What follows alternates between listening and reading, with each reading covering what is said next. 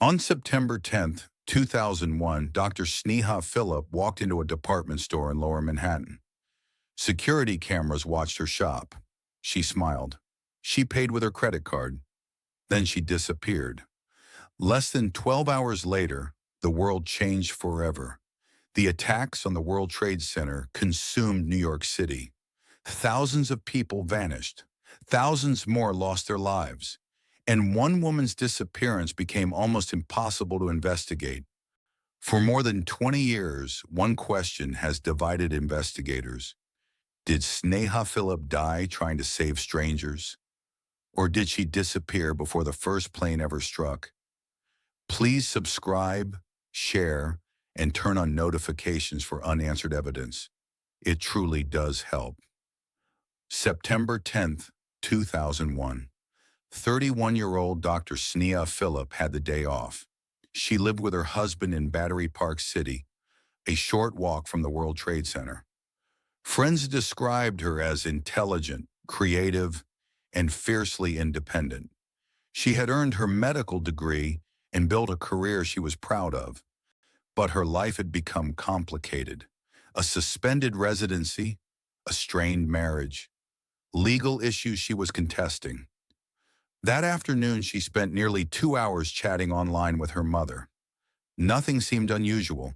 She mentioned plans for the week ahead. Around 5 p.m., she left the apartment. She stopped at a dry cleaner, then Century 21, the department store across from the World Trade Center. Credit card records confirmed she was there. Security cameras captured her browsing.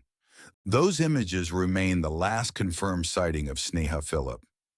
No photograph, no witness, no confirmed record of where she went next. Her husband returned home around midnight. Sneha wasn't there. That wasn't unusual. She sometimes stayed out with friends. He went to sleep. The next morning, at 8:46 a.m., American Airlines Flight 11 struck the North Tower. Lower Manhattan descended into chaos. Sneha was nowhere to be found. As hours became days, her husband contacted hospitals, friends, and police. A private investigator was hired. An early morning call from the apartment's landline and inconclusive building security footage raised questions but answered none. A Century 21 employee later recalled seeing Sneha with another woman that evening. Surveillance footage couldn't confirm it. The woman has never been identified. No body was ever recovered. No DNA, no clothing, no eyewitness ever placed Sneha near the towers that morning.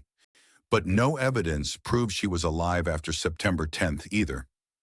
In 2008, a New York appellate court ruled that Sneha had most likely died during the September 11th attacks. She was officially recognized as a victim. Her name was added to the memorial.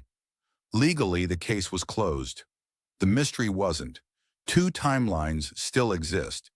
In one, Sneha Philip spent her final hours running toward destruction, trying to save strangers during one of the darkest mornings in American history.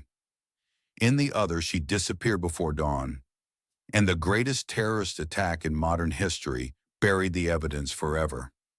Until someone can answer one question, where did Sneha Philip go after leaving Century 21?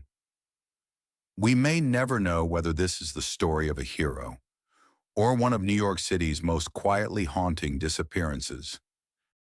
If this case caught your attention, please like, subscribe, and turn on notifications for unanswered evidence so you don't miss the next one. New cases weekly.